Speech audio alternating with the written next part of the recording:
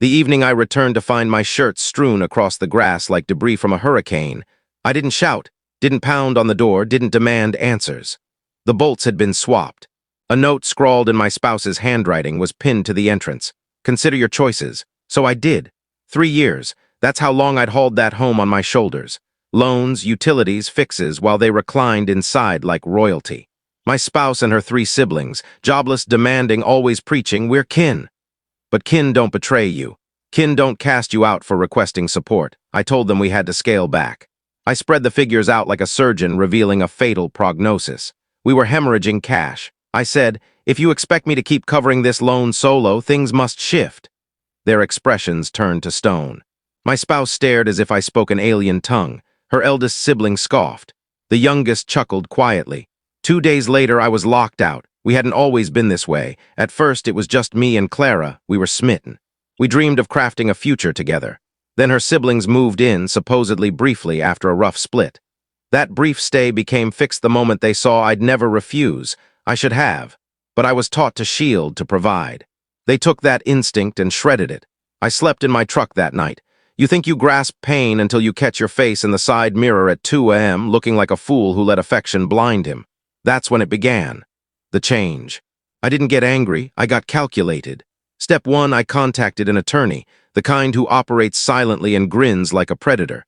Step 2, I halted all automatic payments. Mortgage, power, everything linked to my account stopped instantly. Step 3, I gathered every transaction from the past year. Every coffee, takeout, streaming service, all in my name. They'd burned thousands under my roof, enabled by my quiet. I wasn't quiet anymore. I started collecting evidence, screenshots, audio, camera footage. I knew they weren't just freeloading. They were using my home for their shady ventures, unauthorized rentals, secret gatherings. They flaunted it online. Clara even shared a post. Men are disposable, homes aren't. That one I saved and printed. A month went by. I played Phantom. No calls, no pleading. Just a man observing from the dark as their world crumbled. They didn't know the loan had defaulted, or that the power bill was unpaid, or that the neighborhood association was fielding complaints. The first notice arrived, a foreclosure threat. Then another. I saw their online frenzy ranting about bank errors and a flawed system. No, darling, you broke it when you assumed I wouldn't push back. Then came the legal move.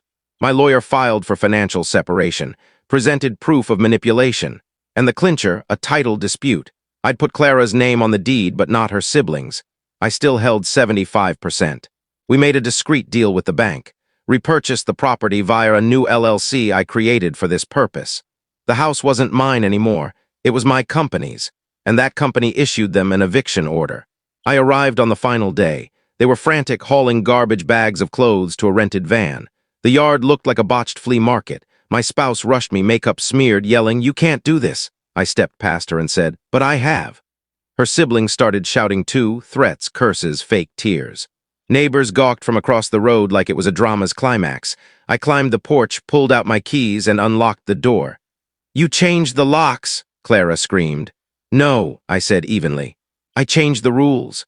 Inside, the place was wrecked. Scuffed floors, soiled counters, didn't matter. The locks snapped shut behind me. They stood outside, frozen, banished now. Fitting, through the window, I met Clara's eyes one last time. Her lips moved. "How could you?" I didn't answer.